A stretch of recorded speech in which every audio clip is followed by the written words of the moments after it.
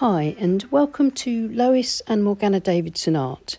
It's Lois here and I'm going to share with you one of my sky practices.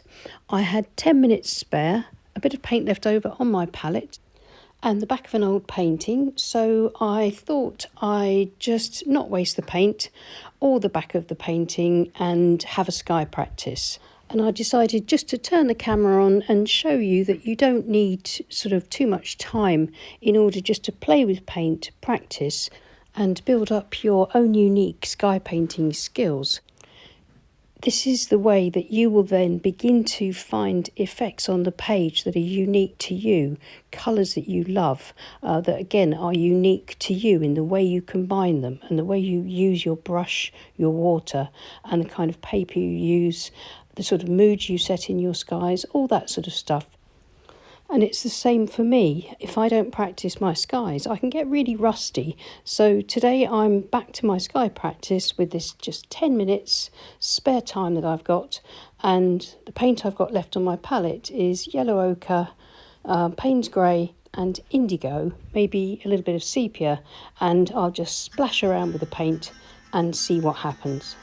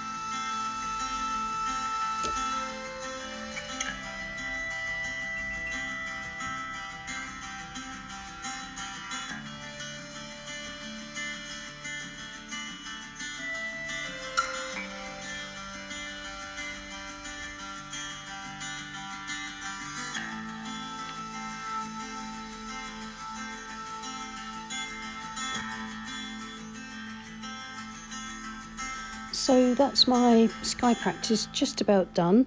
I've got a couple of minutes left in the studio, so I'm just going to drag a palette knife through the paint just to add sort of suggestions of some beach textures. And then I think I'll add a few birds in the sky, because that's good practice to see how the birds look, try them out, get the size and the scale of them right. So this wet in wet painting, I think, has been sort of fairly successful on some levels. I like the diffusions of the stormy clouds in the sky. I like the way the wet in wet soft blending and directionality from the board being at an angle, because I painted a 20-degree angle. So that, combined with occasionally using the water spray on the paint, turning it around and tipping and tilting it, gives the painting this sort of directionality. And if you can leave or practice leaving quite large areas of very pale sky, then you get the suggestion or the illusion of a real glow in the sky, like I've got here. And that comes from keeping these areas either unpainted paper or very, very thin transparent washes blending into other colours. Of course, the dark blue of the indigo and the sort of greyish black of the paint grey against the yellow ochre really stands out and contrasts well too.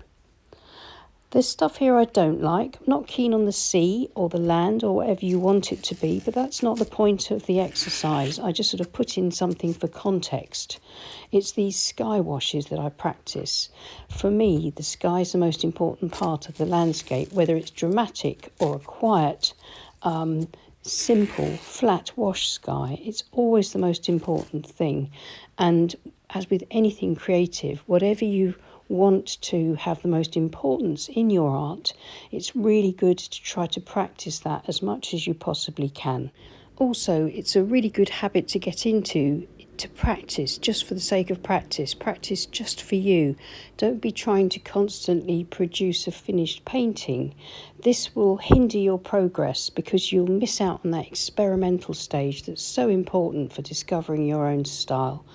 So find that odd 10 minutes here and there that you can use in your studio or at your dining room table, wherever you paint, and just go for it. Just see what paint and watercolour do together.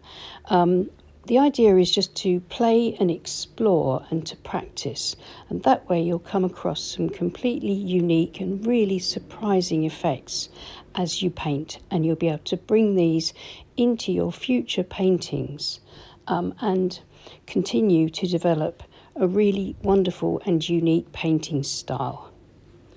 Well, thanks so much for watching. I hope that was helpful. Please give us a thumbs up if you enjoyed the video, and a thumbs down if you didn't, because all feedback is wonderful.